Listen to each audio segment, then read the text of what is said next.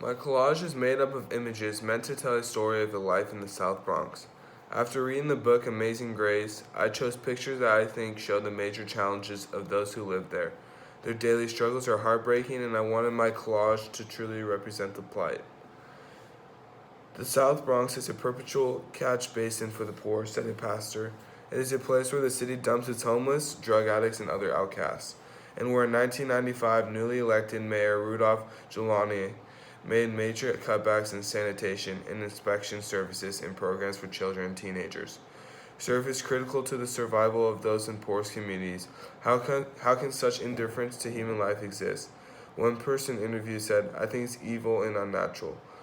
The South Bronx land was purchased between 1670 and 1692 by a wealthy sugar baron who ran a slave plantation in Barbados. Slaves were imported to New York to till his land and built this house. One woman interviewed for books said her teachers told her, we came here in chains and now we buy our own chains and put them on ourselves. The woman added, we were put here for a purpose, but these people in the streets can't see a purpose. There's a whole world out there if you can't see it, but they are in a cage. They cannot see. The poor who live in the ghettos of South Bronx are isolated and forgotten, but those who fear the poorest of the poor, black and Hispanics, are glad they don't live in their neighborhoods.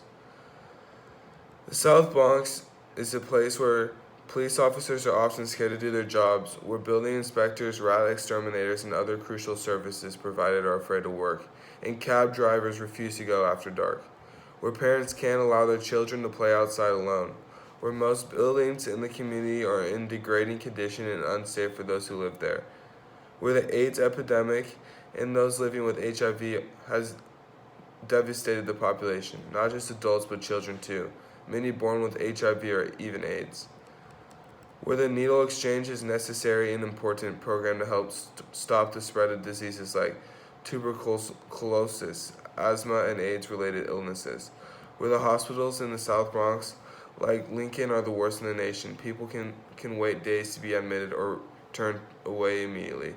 Where drug dealers are often done openly as well as prostitution, and gang violence and person-to-person attacks are common occurrence. Where the incinerator was originally going to be built along the east side of Manhattan but was resisted by the parents of the area because of the fear of cancer risks to children. What I see in the South Bronx is a systematic racism. Starting with imported slaves, the South Bronx became a place where poor blacks and other people of color lived segregated from whites. Since then, outside forces have made sure that minorities living in South Bronx stay there. It's well known that those who live in the South Bronx are not welcome beyond 95th Street. One subway stops beyond the riches of Manhattan.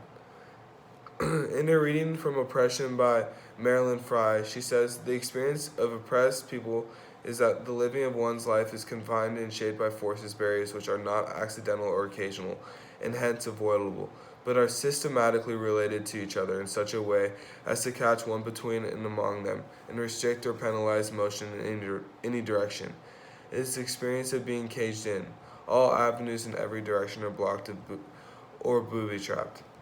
Another class reading, Domination and Subordination, by Jean Baker Mailer, talks about the struggle of those dominated by others. In Social's book, we meet a Damien sixth grade student who is the best in his class. When asked what he wanted to be when he grows up, X-ray technician, he replies without conviction.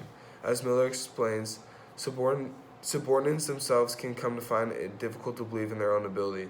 The myth of their inability to fulfill wider or more valued roles is challenged only when a drastic event disrupts the usual arrangements. Since Amazing Grace was written in 1995, little has changed for those who live in the South Bronx. It is still holding the title as the worst urban community in the nation and the most dangerous in New York City. If the South Bronx remains a human dumping ground, is it likely to remain the same for generations to come?